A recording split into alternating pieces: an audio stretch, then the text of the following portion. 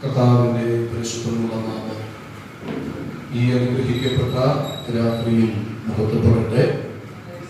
ഒരു പ്രാവശ്യം കൂടെ എൻ്റെ മുൻപിലായിരിക്കുന്ന എല്ലാ പ്രിയമുള്ളവർക്കും യേശുക്രിസ്തുവിൻ്റെ പരിശുദ്ധ നാമത്തിൽ വന്ദനങ്ങളെ അറിയിക്കുന്നു.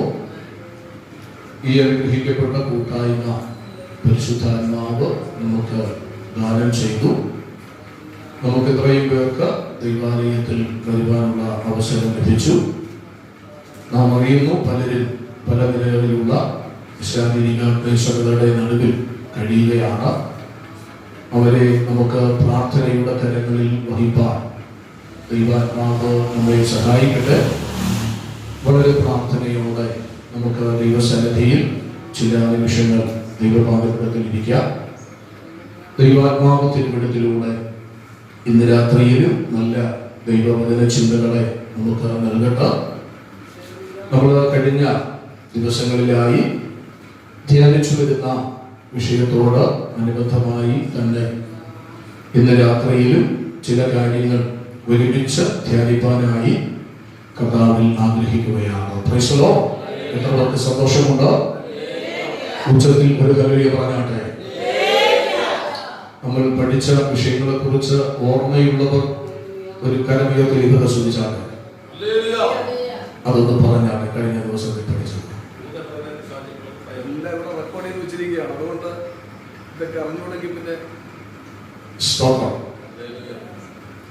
നമ്മൾ കഴിഞ്ഞ ക്ലാസ്സിൽ പഠിച്ച വിഷയം മരിച്ചവരുടെ ആത്മാക്കൾ ഭൂമിയിൽ ഉഴന്ന് നടക്കുമോ. പ്രസ്തുത വിഷയത്തോട് അനുബന്ധമായി ചില ഉദാഹരണങ്ങൾ സഹിതം നമ്മൾ ആ വിഷയം വളരെ ലളിതമായി ചിന്തിക്കുവാൻ നമുക്ക് കഴിയും. ഈ വിഷയത്തോടുള്ള ബന്ധത്തിൽ, മരിച്ചവരോടുള്ള ബന്ധത്തിൽ നിരവധി കാര്യങ്ങൾ നമ്മൾ പഠന വിധേയം ആക്കുവാനുണ്ട്. എങ്കിലും ആ വിഷയം മാത്രം ഒരു വലിയ വിഷയമാണ്. അതിലേക്ക് മാത്രം നമ്മൾ ശ്രദ്ധ പതിപ്പിച്ചാൽ നമ്മുടെ മറ്റു പല വിഷയങ്ങളിലും നമുക്ക് എത്തിച്ചേരുവാൻ എന്തെയില്ല, സാധിക്കില്ല.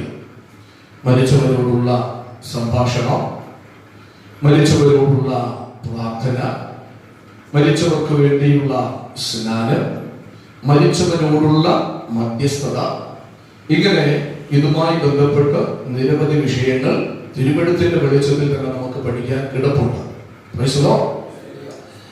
അപ്പോ ഇന്ന് നമ്മള് ലൂക്കോസ് സുവിശേഷം 16-ാം അധ്യായം അടിസ്ഥാനമാക്കി അതിന്റെ 19 മുതൽ 31 വരെയുള്ള വേദഭാഗത്തിൽ നിന്ന് ചില അനിഷേധ്യമായ യാഥാർത്ഥ്യങ്ങളെ കുറിച്ച്, മരണാവസ്ഥയും മരണാനന്തര ജീവിതങ്ങളെ കുറിച്ചുമുള്ള ചില കാര്യങ്ങൾ നമുക്ക് അല്പമായി ഒരുമിച്ച് ധ്യാനിക്കുന്നത് നല്ലത് എന്ന് ഞാൻ ചിന്തിക്കുന്നു. പ്രധാനമായി ഒരു ചോദ്യത്തോടു കൂടെ ആരംഭിക്കുന്നു. മരിച്ചവർ അവരുടെ ആത്മാക്കൾക്ക് സുബോധവും തിരിച്ചറിവും ഉണ്ടോ?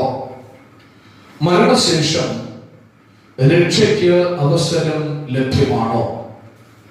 ആ ഭാഗമാണ് നമ്മൾ ഇന്ന് രാത്രിയിൽ ലൂക്കോസ് സുവിശേഷം 16-ാം അധ്യായം 19 മുതൽ 31 വരെയുള്ള വാക്യങ്ങളുടെ അടിസ്ഥാനത്തിൽ ചിന്തിപ്പാൻ താല്പര്യപ്പെടുന്നത്. Price the Lord. ചോദ്യം ഒരിക്കൽ കൂടി ആവർത്തിക്കുന്നു.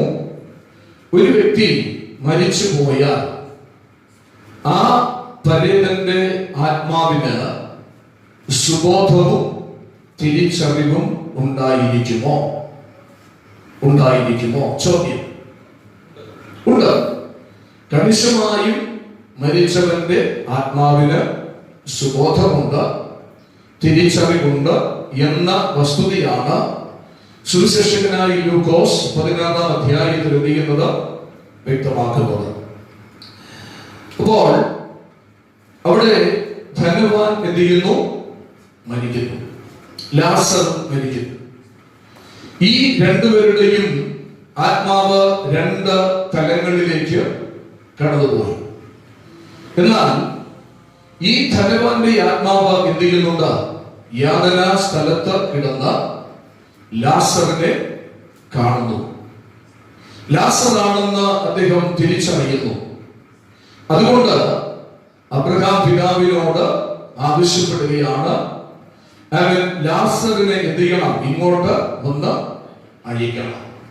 ഇപ്പോൾ മരിച്ചു കഴിഞ്ഞാൽ ആ വ്യക്തിയുടെ ആത്മാവിന് മരിച്ചുപോയ വ്യക്തിയെ തിരിച്ചറിയുവാൻ കഴിയും, അവന് സുബോധമുണ്ട് എന്ന് നമുക്ക് ഈ തിരുവെഴുത്തിന്റെ വെളിച്ചത്തിൽ സ്ഥാപിക്കുവാനായി സാധിക്കും. വെളിപ്പാട് പുസ്തകം 6-ാം അധ്യായം 9-10 വാക്യങ്ങൾ നമ്മൾ പഠിക്കുമ്പോൾ മരിച്ച ആത്മാക്കൾ നിലവിളിക്കുന്നതായിട്ട് നമ്മൾ അവിടെ കാണുന്നുണ്ട്. അവിടെ ക്രിസ്തുവിനോടുകൂടെ വസിക്കുന്ന അവസ്ഥ അത്യുത്തമം ആകുന്നു എങ്കിൽ സുബോധവും തിരിച്ചറിവും ആവശ്യമായിട്ടുണ്ട് എന്ന വസ്തുത കൂടെ വ്യക്തമാക്കുന്നുണ്ട്.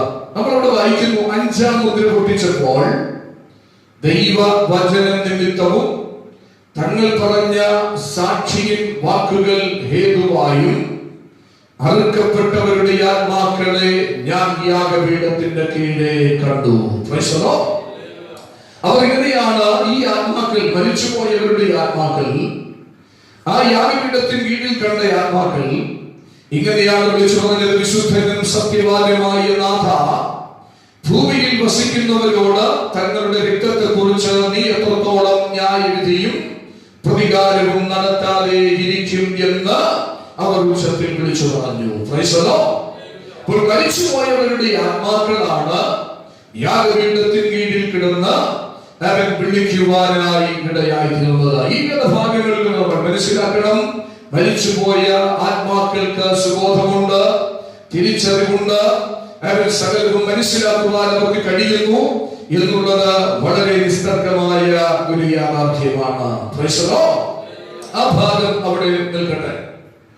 അപ്പോൾ നമ്മൾ മരണശേഷം പ്രധാനമായി പല വ്യക്തികളും ഇന്ന് ചെയ്യുന്ന ഒരു കാര്യമുണ്ട്, മരണത്തിന് ശേഷം രക്ഷ ഉണ്ട് എന്ന് പഠിപ്പിക്കുന്നവർ നിരവധിയാണ്. ക്രൈസ്തവ സമൂഹത്തിൽ ധാരാളം പേരുണ്ട്. എന്നാൽ വേദപുസ്തകം വളരെ ആധികാരികമായും വസ്തുനിഷ്ഠമായും വ്യക്തമായും പറയുന്നു, മരണത്തിന് ശേഷം യാതൊരു വ്യക്തിക്കും രക്ഷയ്ക്കായി അവസരം ഇല്ല. എബ്രായ ലേഖകൻ അതിന്റെ 9-ാം അധ്യായം 27-28 വാക്യമാണെന്ന് ഞാൻ ചിന്തിക്കുന്നു. അവിടെ വ്യക്തമാക്കുന്നത്, ഒരിക്കൽ മരണം, പിന്നെ ന്യായവിധി ദൈവം സകല മനുഷ്യർക്കും നിയമിച്ചിരിക്കുന്നു. യഥാർത്ഥത്തിൽ മരണശേഷം രക്ഷിക്കപ്പെടുവാൻ അവസരം ഉണ്ടായിരുന്നു എങ്കിൽ അബ്രഹാം പിതാവിനോട് ധനവാൻ പ്രാർത്ഥിച്ച പ്രാർത്ഥന കേട്ട് ലാസറിനെ തന്റെ രക്ഷയ്ക്കായി അയക്കുമായിരുന്നു. എന്നാൽ ഇവിടെ ധനവാന്റെ വാക്കുകളെ അംഗീകരിക്കുന്നില്ല, അവഗണിക്കുന്നു എന്ന് നമുക്ക് ന്യായമായി മനസ്സിലാക്കാം. ഇപ്പോൾ ഞാനിവിടെ 16-ാം അധ്യായത്തിൽ നിന്ന് ചില കാര്യങ്ങൾ നിങ്ങളോട് മരണത്തോട്, മരണാനന്തര ജീവിതത്തോട് അനുബന്ധമായി പറയുവാൻ താല്പര്യപ്പെടുകയാണ്.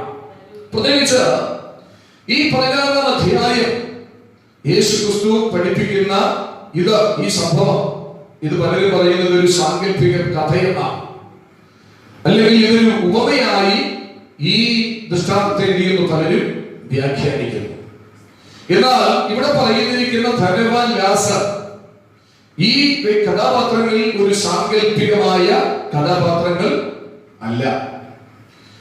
ഒരിക്കലും ഉപമ യേശു പ്രസ്താവിക്കുന്ന നിമിഷങ്ങളിൽ ആരുടെയും പേര് എന്തിയിട്ടില്ല, പരാമർശിച്ചിട്ടില്ല.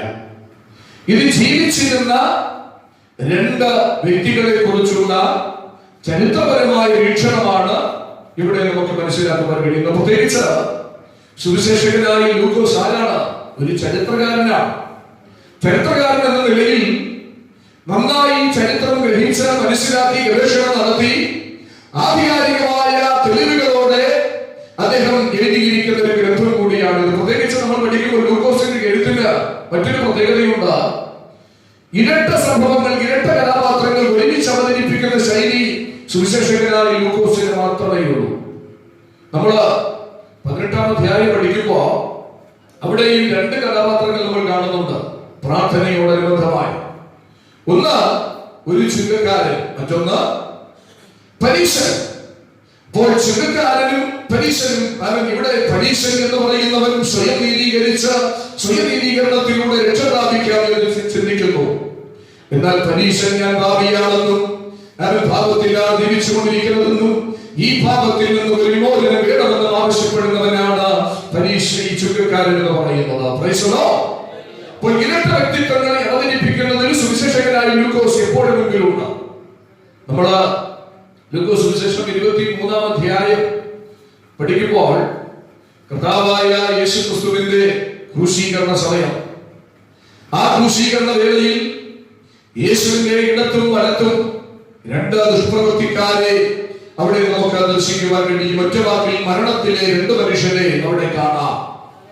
അദ്ദേഹം എഴുതിയിരിക്കുന്ന 16-ാം അധ്യായത്തിൽ ധനവാൻ ലാസർ എന്ന വ്യക്തികളിലൂടെ നിത്യതയിലെ രണ്ട് വ്യക്തികളെ കുറിച്ചാണ് അദ്ദേഹം വ്യക്തമാക്കിയിരിക്കുന്നത്. Praise the Lord. അപ്പോൾ ഇവിടെ നിന്ന് നമ്മൾ പഠിക്കുന്ന യാഥാർത്ഥ്യങ്ങൾ എന്താണ്? വായിക്കാം അതിന്റെ 25-ാമത്തെ വാക്യം. 25.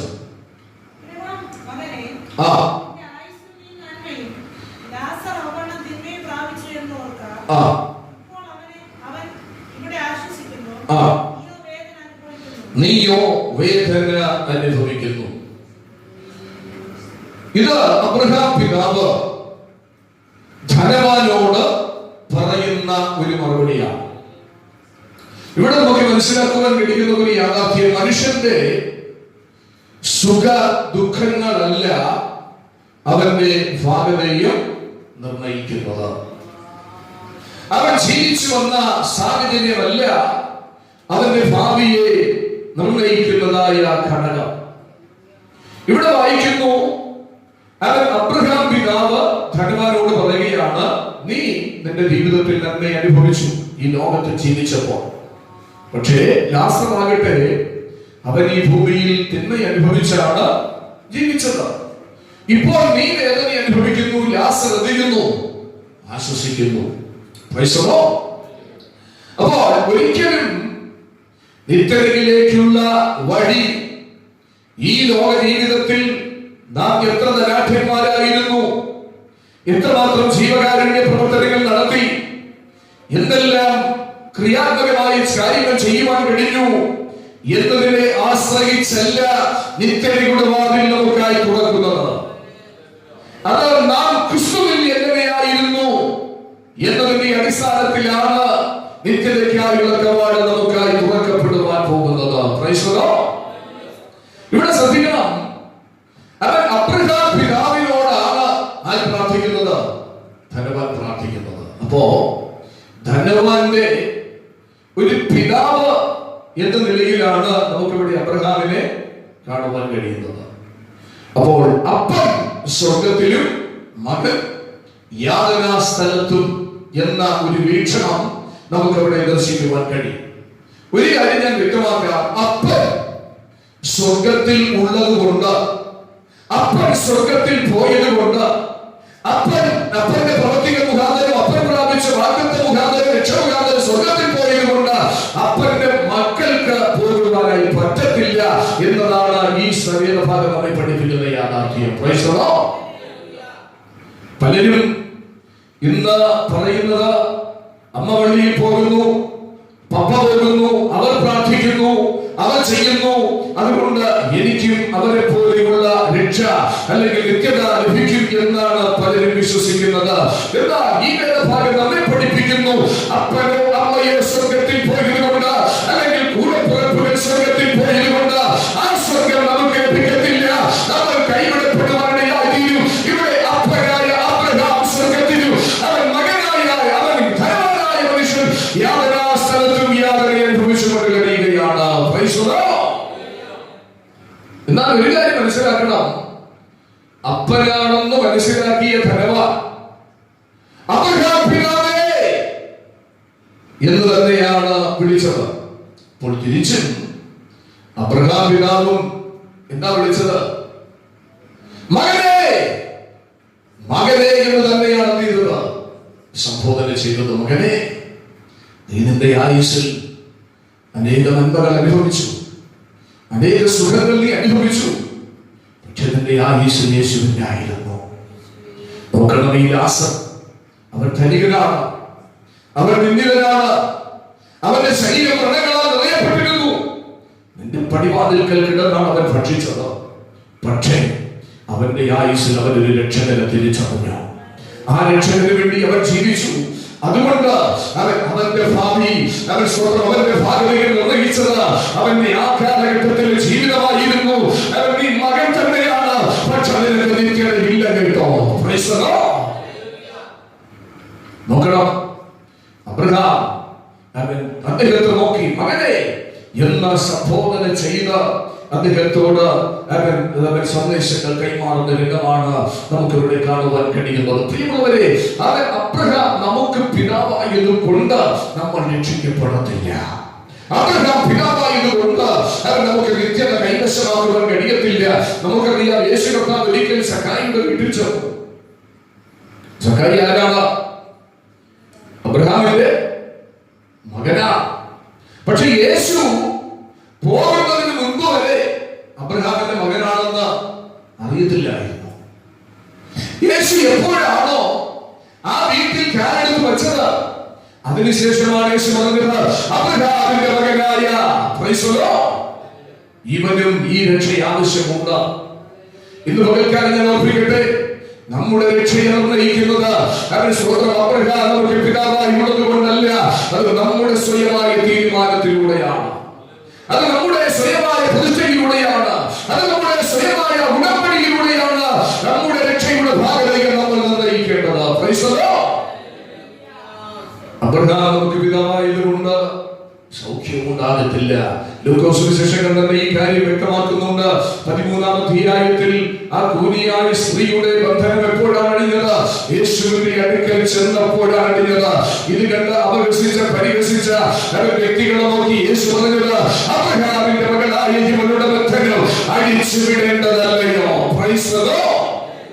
എപ്പോഴാണോ യേശുവിനെ കൈക്കൊള്ളുന്നത്, എപ്പോഴാണ് യേശുവിന്റെ അടുക്കൽ വരുന്നത്, എപ്പോഴാണ് യേശുവിനെ രക്ഷകനായി അംഗീകരിക്കുന്നത്, ആ സമയം മുതലാണ് യഥാർത്ഥമായി ക്രിസ്തുവിൽ ജനിച്ച, അല്ലെങ്കിൽ അവൻ യഥാർത്ഥമായി ക്രിസ്തുവിന്റെ മകനായി, അല്ലെങ്കിൽ അബ്രഹാമിന്റെ മകനായി സ്വർഗ്ഗം പ്രഖ്യാപിക്കുന്നത്.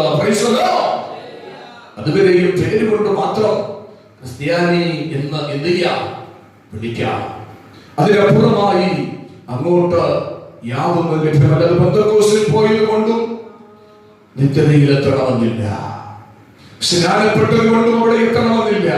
അവൻ സ്തോത്രം, നമ്മൾ ജീവിക്കുവാനുള്ള നിരവധി വ്യവസ്ഥ അവൻ തിരുവെടുത്ത് നമുക്ക് അവൻ പ്രദാനം ചെയ്യുന്നുണ്ട്. പ്രിയമുള്ളവരെ, ഈ ലോകത്തിലെ എല്ലാ നന്മയും അവൻ അനുഭവിച്ച് ജീവിച്ച ഒരു മനുഷ്യനാണ് ഇയ്യോബ്. പക്ഷേ ആ ഇയ്യോബിന്റെ ജീവിതം നമ്മൾ പഠിച്ചു കഴിഞ്ഞാൽ എല്ലാ നന്മകളും അവൻ അനുഭവിച്ചിട്ടും അവൻ എല്ലാം താൻ സ്തോത്രം ചെയ്യുന്നു. അവൻ ജീവിതത്തിൽ ഉണ്ടായിരുന്നിട്ടും ഇതെല്ലാം നഷ്ടപ്പെട്ടു പോയ ഒരു സാഹചര്യം വന്നപ്പോഴും അദ്ദേഹം പറഞ്ഞൊരു പദവിതാണ്, അവൻ സ്തോത്രം ചെയ്യുന്നു, എന്നെ കൊന്നാലും ഞാൻ അവനായി തന്നെ ജീവിക്കും എന്നാണ് ഈ തീരുമാനമെടുക്കുവാനിടയായത്. ഇന്ന് പകൽക്കാലം, ഇന്ന് രാത്രിയിൽ നമ്മൾ മനസ്സിലാക്കണം, നമ്മുടെ സാഹചര്യങ്ങൾ ഒരിക്കലും നമ്മെ നിത്യതയിൽ നന്ദിയരുത്, തള്ളിക്കളയരുത്. ഇപ്പോൾ ഇവിടെ നമ്മൾ പഠിക്കുന്നു, മനുഷ്യന്റെ സുഖദുഃഖങ്ങൾ ഒരിക്കലും അവന്റെ ഭാഗതയും നിർണയിക്കുന്നില്ല എന്നാണ് നമുക്ക് മനസ്സിലാക്കുവാൻ കഴിയുന്നത്. വായിക്കാം അതിന്റെ 22, 23 വാക്യങ്ങൾ. 22, 23 വാക്യങ്ങൾ. ദരിദ്രൻ മരിച്ചപ്പോൾ ദൂതന്മാർ അവനെ അബ്രഹാമിന്റെ മടിയിലേക്ക് കൊണ്ടുപോയി. ധനവാൻ മരിച്ചു, അടക്കപ്പെട്ടു.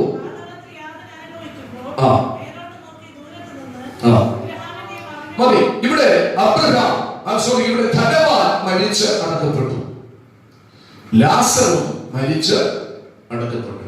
ഇവിടെ സുവിശേഷകനായ ലൂക്കോസ് പറയുന്നത് മരണം അത് യാഥാർത്ഥ്യമായ ഒരു വസ്തുതയാണ്, ഒരു കാര്യമാണ്.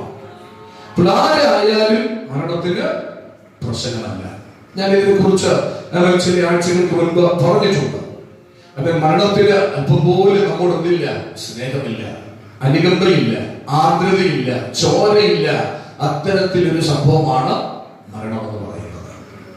അപ്പോ ഇവൻ വന്നു കഴിഞ്ഞാൽ വന്ന കാര്യം സാധിപ്പിച്ചിട്ട് ഇവൻ പോകത്തുള്ളൂ. അതിൽ ധനികനെന്നോ ദരിദ്രനെന്നോ വ്യത്യാസം ഇല്ല. ഇന്ന് രാത്രിയിൽ ദൈവവചനം നമ്മൾ കേട്ടുകൊണ്ടിരിക്കുമ്പോൾ നമ്മൾ ഒരു നിമിഷം ചിന്തിക്കണം. നമ്മുടെ ജീവിത സൂര്യൻ അസ്തമിക്കുന്ന ഒരു നിമിഷമുണ്ട്. അത് എല്ലായ്പ്പോഴും ഉദിച്ചിരിക്കത്തില്ല. നമ്മളെല്ലാവരും ഇവിടം വിട്ടു പോകേണ്ടവരാണ്.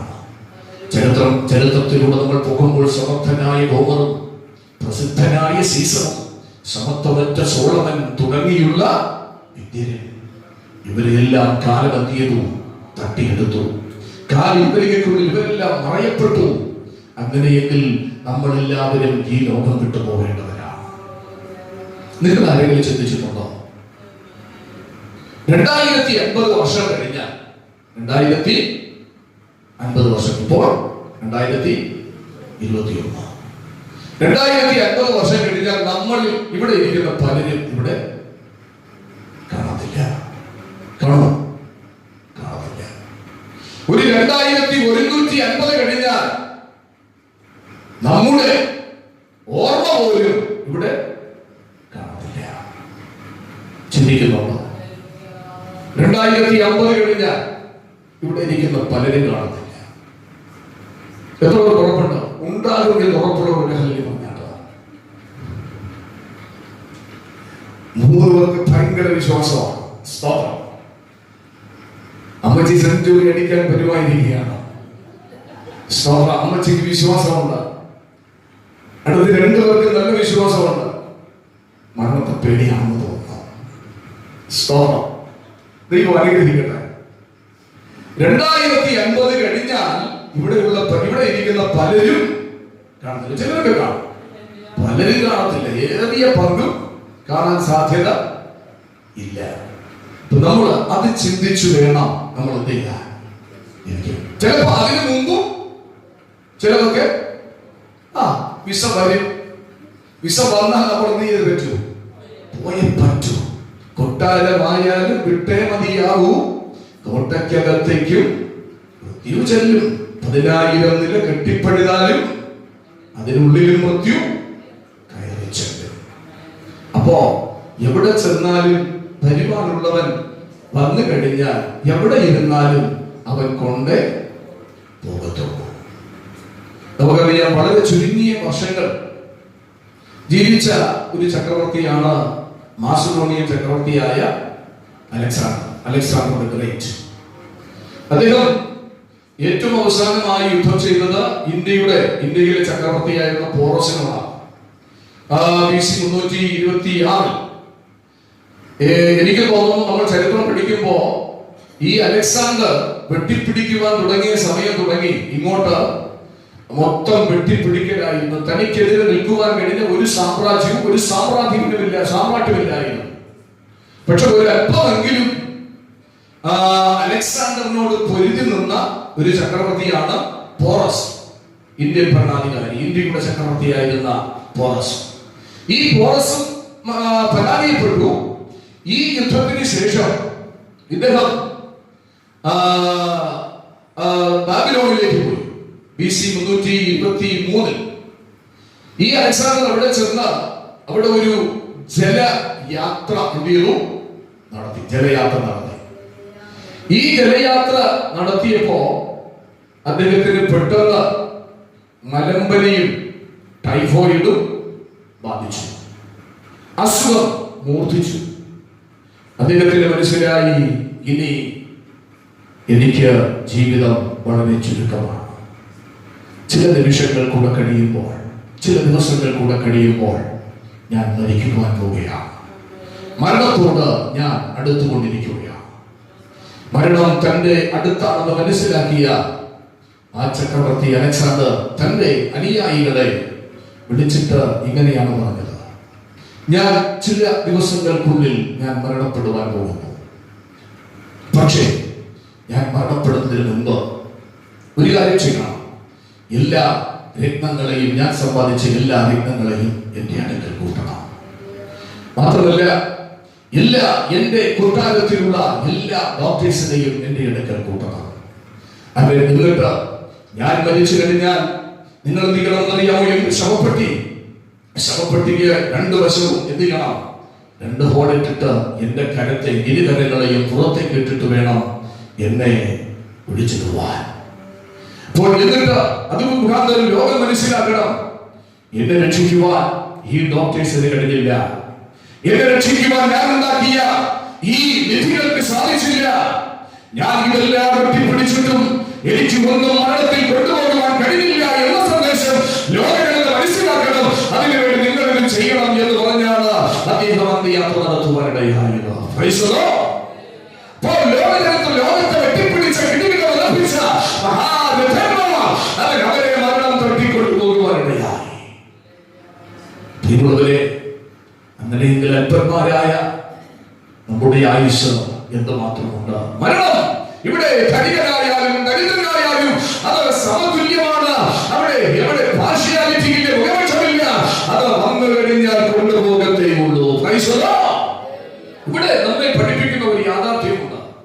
മനുഷ്യൻ മരണം കൊണ്ട് എന്ത് ചെയ്യുന്നില്ല, അവസാനിക്കുന്നില്ല. മനുഷ്യന് പ്രധാനമായി 3 ടൈപ്പ് മരണങ്ങളാണുള്ളത്. ക്ലിനിക്കൽ ഡെത്ത്, അതുപോലെ സെൻട്രൽ ഡെത്ത്, ടോട്ടൽ ഡെത്ത്. ഇതിൽ ടോട്ടൽ ഡെത്ത് സംഭവിച്ചു കഴിഞ്ഞാൽ അവന് എന്ത് ചെയ്യാൻ പറ്റത്തില്ല, തിരിച്ചു കൊണ്ടുവരാൻ പറ്റത്തില്ല. ഒരു പക്ഷേ അപൂർവങ്ങളിൽ അപൂർവമായി മാത്രമേ ഈ മസ്തിഷ്ക മരണം പോലുള്ളത് സംഭവിച്ചാൽ തിരിച്ചു വരത്തുള്ളൂ. അപ്പോൾ അപൂർവം. അപ്പോ ഇങ്ങനെ പല പ്രോസസ്സാണ് അവന്റെ മരണം. അപ്പോൾ ഈ മരണം സംഭവിച്ചാൽ ഈ മരണത്തോടെ അവന്റെ ജീവിതം എന്ത് ചെയ്യുന്നില്ല, തീരുന്നില്ല. മരണത്തോടെ ജീവിതം തീരുന്നില്ല. മരണശേഷമുള്ള ഒരു വ്യക്തിയുടെ അനുഭവങ്ങളെ കുറിച്ച് നിരവധിയായ പഠിപ്പിക്കലുകൾ നമ്മുടെ ഇന്ത്യൻ ഐതിഹ്യങ്ങളിലുണ്ട്. അതിൽ ഒന്നാണ് പുനർജന്മ സിദ്ധാന്തം എന്ന് പറയുന്നത്. പുനർജന്മ സിദ്ധാന്തം. ഈ പുനർജന്മ സിദ്ധാന്തം അനുസരിച്ച് മരിച്ചു കഴിഞ്ഞാൽ ആ വ്യക്തിയുടെ ആത്മാവ് ഏതെങ്കിലും വസ്തുക്കളിലോ അല്ലെങ്കിൽ മൃഗങ്ങളിലോ പട്ടികളിലോ പൂച്ചകളിലോ എന്ത് ചെയ്യുന്നു, അത് ഇങ്ങനെ വസിക്കുന്നു എന്നതാണ് പുനർജന്മ സിദ്ധാന്തം. എന്നാൽ ഒരു യുക്തിവാദ ചിന്തയുടെ യുക്തിവാദം പറയുന്നത് ഇങ്ങനെയാണ്: മനുഷ്യൻ മരിച്ചു കഴിഞ്ഞാൽ അവന്റെ ആത്മാവ് അതോടുകൂടെ, അവന്റെ ജീവിതം അതോടുകൂടെ തീരുകയാണ്. എന്ന് പറഞ്ഞാൽ ഒരു പശുവിനെ കുടിച്ചിട്ടാൽ, ഒരു മൃഗത്തെ കുടിച്ചിട്ടാൽ, ഒരു കോഴിയെ കുടിച്ചിട്ടാൽ അതോടുകൂടെ എന്ത് ചെയ്യുകയാണ്, തീരുകയാണ്. അതാണ് യുക്തിവാദ ചിന്ത. എന്നാൽ അവന് സ്വന്തം പുനരുദ്ധാര സിദ്ധാന്തം എന്ന് പറഞ്ഞൊരു സിദ്ധാന്തമുണ്ട്. ആ സിദ്ധാന്തം പഠിപ്പിക്കുന്നത് മനുഷ്യൻ മരിച്ചു കഴിഞ്ഞാലും എന്ത് ചെയ്യും, അവൻ ജീവിക്കും എന്നുള്ളതാണ്. അപ്പോ ശ്രീബുദ്ധനെ കുറിച്ച് നമ്മൾ കേട്ടിട്ടുണ്ട്. ശ്രീബുദ്ധൻ ഒരിക്കൽ പറഞ്ഞത് ഇങ്ങനെയാണ്: മരണശേഷമുള്ള കാര്യാദികളെ കുറിച്ച്, മനുഷ്യൻ മരിച്ചാൽ അവന്റെ പിന്നത്തേതിനുള്ള അവസ്ഥകളെ കുറിച്ച് പഠിപ്പിച്ചത് ലോക ചരിത്രത്തിൽ ഒരേ ഒരു വ്യക്തിയേ ഉള്ളൂ, അത് യേശുക്രിസ്തു മാത്രമാണ് എന്ന് അവൻ ലോകത്തോട് വിളിച്ചു പറഞ്ഞ ഒരു വ്യക്തിയാണ് ശ്രീബുദ്ധൻ.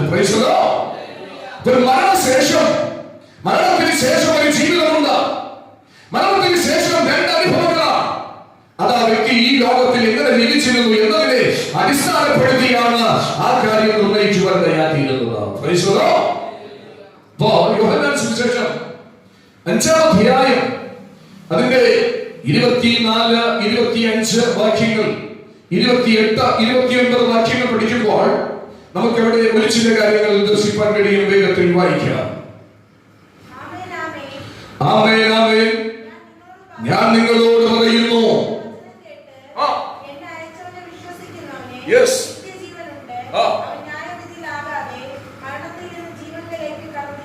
യെസ്, ആമേൻ, ആമേൻ. ഞാൻ നിങ്ങളോട് പറയുന്നു, മരിച്ച ദൈവപുത്രന്റെ ശബ്ദം കേൾക്കുകയും കേൾക്കുന്നവർ ജീവിക്കുകയും ചെയ്യുന്ന നാഴിക വരുന്നു. അടുത്തത്, ആശ്ചര്യപ്പെടരുത്, കല്ലറകളിലുള്ള ദൈവപുത്രന്റെ ശബ്ദം കേൾക്കും.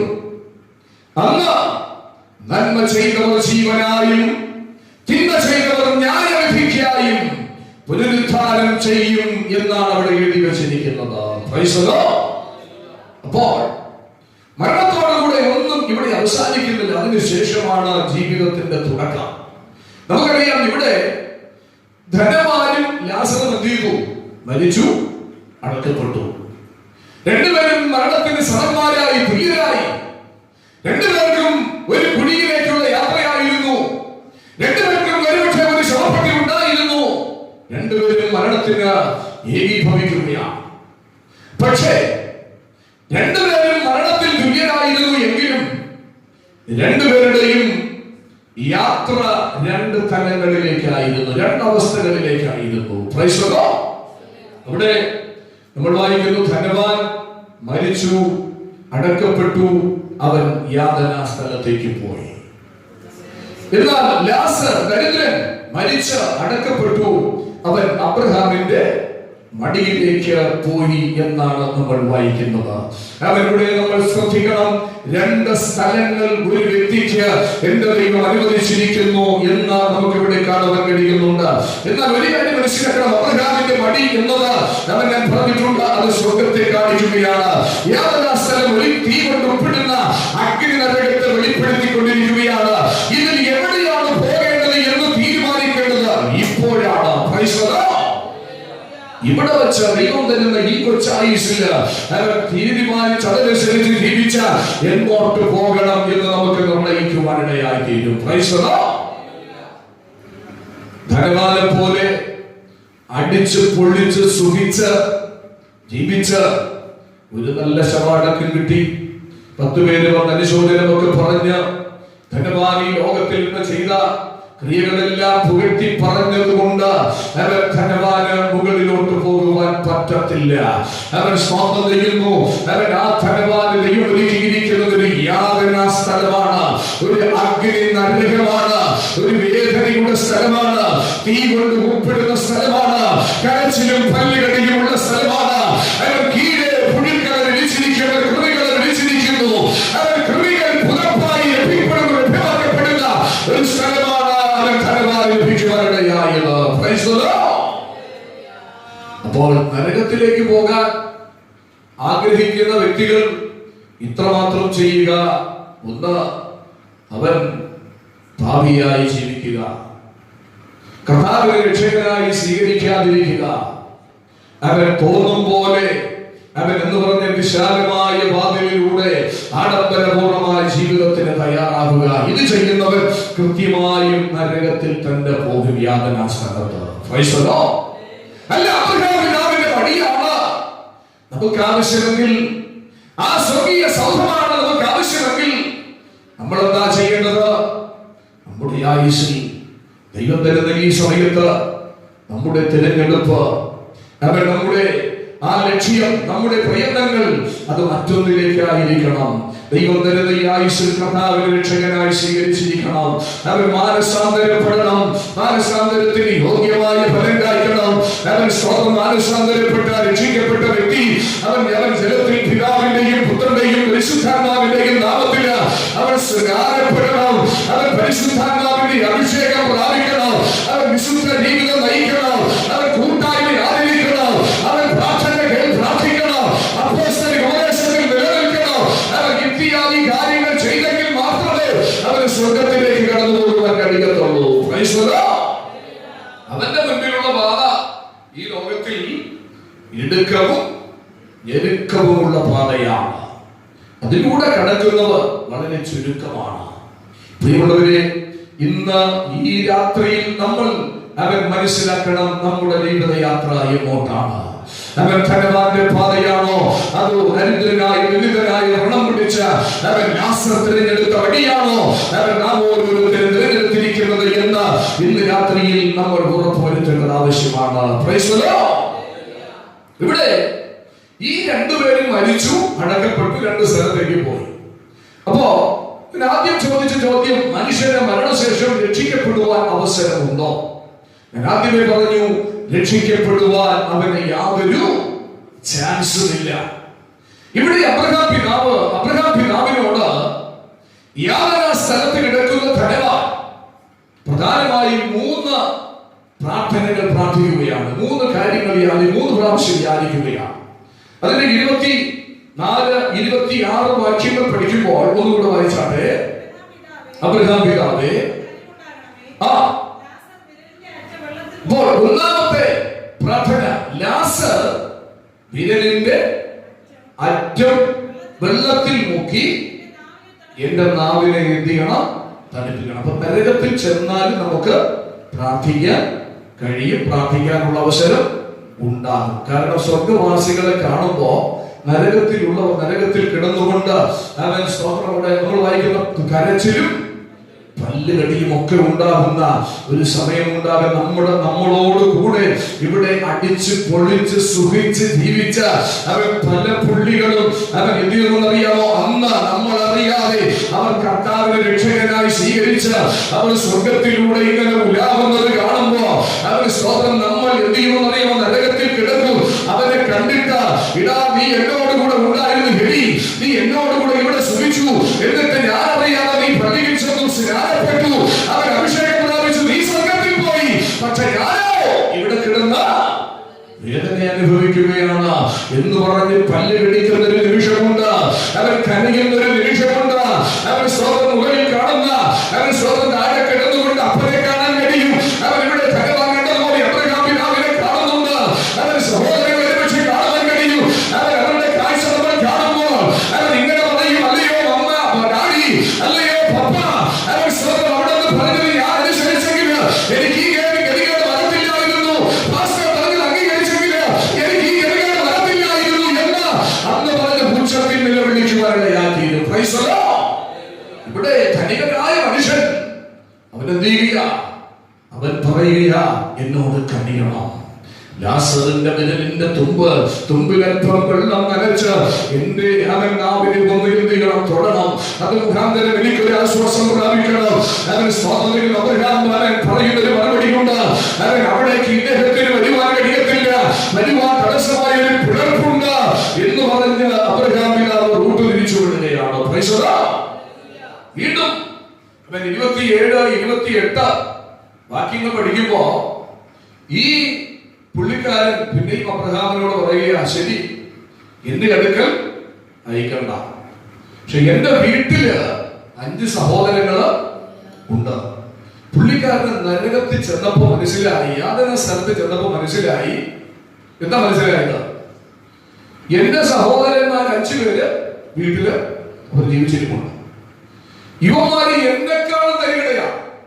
ഇവന്മാര് ഒരു കാരണവശാലും അങ്ങോട്ട് എഴുതിയിട്ടില്ല, വരത്തില്ല. അത് പുള്ളിക്ക് നന്നായിട്ട് അറിയാം. ആ കാര്യം അദ്ദേഹത്തിന് ബോധ്യപ്പെട്ടു യാതനാ സ്ഥലത്ത് കിടന്നു. അതുകൊണ്ട് അബ്രഹാം പിതാവ് അങ്ങനൊരു കാര്യം ചെയ്യണം, എനിക്ക് 5 സഹോദരന്മാരുണ്ട്, ഇവരുടെ അടുക്കൽ ആരെ അയക്കണം? ലാസറിനെ അയക്കണം എന്ന് പറഞ്ഞിട്ടാണ് രണ്ടാമത്തെ പ്രാർത്ഥന അദ്ദേഹം നടത്തുന്നത്. അപ്പോ അതും അവിടെ പറയുകയാണ്, അബ്രഹാം പിതാവ് പറയുകയാണ്, അവിടെ ആരൊക്കെയുണ്ട്? മോശയുണ്ട്, പ്രവാചകന്മാരുണ്ട്. അവർ പറയുന്നത് അനുസരിച്ചാൽ അവർക്ക് എന്ത് ചെയ്യാം? രക്ഷപ്പെടാം.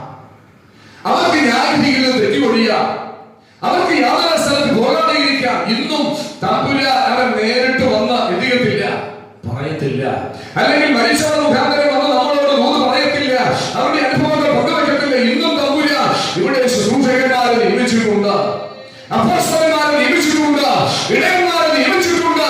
അവർ പറയുന്നത് അനുസരിച്ചില്ലെങ്കിൽ അങ്ങോട്ട് പോകാൻ പറ്റത്തില്ല. Praise the Lord. അവിടെ മോശയും പ്രവാചകന്മാരുമുണ്ട്. Praise the Lord. 30ാമത്തെ വാക്യം അദ്ദേഹം പറയുന്നു, അല്ല പിതാവേ, അല്ലല്ല, മരിച്ചവരിൽ ഒരുവൻ പോയി കഴിഞ്ഞാൽ അത് കുറച്ചുകൂടെ എഫക്റ്റീവാണ്. ഇപ്പൊ മോശയും പ്രവാചകന്മാരും പറയുന്നത് കേൾക്കാൻ യുവമാർക്ക് വലിയ പാടാണ്. ഇവർക്ക് വല്ല ചെപ്പടി വിദ്യയോ കൺകെട്ടോ വേറെ വല്ല പരിപാടിയൊക്കെ ആണെങ്കിൽ ഇവർക്ക് സ്വീകരിക്കാനും ഭയങ്കര ഇഷ്ടമാണ്. പക്ഷെ മോശയുടെ വാക്കും പ്രവാചകന്മാരുടെ വാക്ക് കേൾക്കാൻ ഇവർക്ക് ഇഷ്ടമില്ല. അതേ സമയത്ത് മരിച്ചവരിൽ നിന്ന് ഒരുത്തൻ പൊയ്ക്കഴിഞ്ഞാൽ ഇവരെന്ത് ചെയ്യും? രക്ഷിക്കപ്പെടും എന്നാണ് പുള്ളിക്കാരന്റെ വാദം. ഒരു ജനീക മനുഷ്യന്റെ, ഒരു പ്രാകൃത മനുഷ്യന്റെ വാദമായിട്ട് വേണമെങ്കിൽ നമുക്ക് ഇതിനെ ചിത്രീകരിക്കാം. എന്നാൽ എന്താണ് അവിടെ സംഭവിക്കുന്നത് നമുക്കറിയാം. ഒരു കാര്യം പറഞ്ഞു പോകാം, കാരണം നിത്യതയിലേക്ക് പോകണമെങ്കിൽ ഒറ്റ വാക്ക് ഒരു കാര്യം ചെയ്യണം, ഒന്ന് വചനം കേൾക്കണം. അവൻ പ്രവാചകന്മാരുടെയും അപ്പോസ്തലന്മാരുടെയും വാക്ക് കേൾക്കണം. അവൻ സ്തോത്രം ആരെ കുറിച്ചാണ് പറയുന്നത് അവരെ വിശ്വസിപ്പാനിടയായി തീരണം. അവൻ അതിനുപരിയായി അവിടേക്ക് പോകുവാനുള്ള പാത നീ തിരഞ്ഞെടുക്കണം. നീ മാനസാന്തരപ്പെടണം. Price the Lord. അപ്പോൾ ഏറ്റവും അവസാനം പറയുന്നു, മരിച്ചവരിൽ ഒരുവൻ പോയാൽ രക്ഷിക്കപ്പെടും. 30-ാമത്തെ വാക്യം അത് വായിച്ച് നമുക്ക് അവസാനിപ്പിക്കാം. അതിനവൻ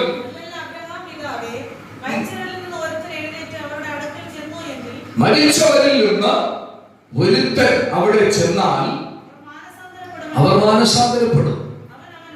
അവൻ അവനോട് വാക്ക് കേൾക്കാഞ്ഞാൽ മരിച്ചവരിൽ നിന്ന് ഒരുത്തൻ എഴുന്നേറ്റ് ചെന്നാലും വിശ്വസിക്കുകയില്ല എന്ന് പറഞ്ഞു. Price the Lord. അദ്ദേഹം ആവശ്യപ്പെടുന്നത് മരിച്ചവരിൽ നിന്ന് അവൻ ലാസർ എഴുന്നേറ്റ് പോകണം. ലാസർ ചെന്ന് പറഞ്ഞാൽ ഈ 5 സഹോദരന്മാരും മാനസാന്തരപ്പെടും. അവർ ഇന്ന് യാതനാ സ്ഥലത്തേക്ക് വരത്തില്ല. എന്നാൽ അദ്ദേഹം പറയുന്നില്ല, ഒരിക്കലും പോകാൻ പറ്റത്തില്ല. അവിടെ പ്രവാചകന്മാരുണ്ട്, അവിടെ മോശയുണ്ട്. അവർ പ്രസംഗിക്കുന്നത് ആരെയാണെന്നറിയാമോ? ഇവിടെ ഇല്ലാത്ത മരിച്ചിട്ട് ഉയർത്തെഴുന്നേറ്റ ഒരുവനെയാണ് അവർ പ്രസംഗിച്ചുകൊണ്ടിരിക്കുന്നത്. അവർ പ്രസംഗിക്കും, നിങ്ങൾ അതനുസരിച്ചാൽ നിങ്ങൾക്ക് നിത്യതയിലേക്ക് പ്രവേശിക്കാനായി കഴിയും. പ്രിയമുള്ളവരെ, ഇന്ന് പകൽക്കാലം മരിച്ചവരിൽ നിന്ന് ഉയർത്തെഴുന്നേറ്റ ഒരുവനുണ്ട്. അവനെ അനുസരിക്കുവാനിടയായ, അവന്റെ വാക്കുകൾ കേൾക്കുവാനിടയായ, അവൻ മരിച്ചാലും നീ ജീവിക്കും. നിനക്ക് നിത്യതയുടെ തുറമുഖത്തെത്തി ചേരുവാനായി കഴിയും. തുടങ്ങിയവരുടെ ജീവിതാനുഭവങ്ങൾ നമ്മൾ ഒത്തിരി കാര്യങ്ങൾ പഠിപ്പിക്കുവാനിടയായി. ഇന്ന് പകൽക്കാലം അവൻ നമ്മുടെ ജീവിതത്തിന്റെ ഭാഗതയും നമ്മൾ നിർണയിച്ചേ തീരത്തുള്ളൂ. അവൻ ദൈവത്തിന്റെ വചനം കേട്ട് വെറുതെ പോകുകയല്ല. അവൻ എന്തായി തീരും, നാളെ എന്താണ്, എന്റെ നിത്യത എവിടെയാണ്, അവൻ സ്വർഗമാണോ നരകമാണോ യാതനാ സ്ഥലമാണോ അതോ അബ്രഹാമിന്റെ വഴിയാണോ, ഏതാണെന്ന് ഇന്ന് രാത്രിയിൽ ഉറപ്പ് വരുത്തുവാൻ പരിശുദ്ധാത്മാവ് ദൈവസഭയോട് വിളിച്ചു പറയുകയാണ്.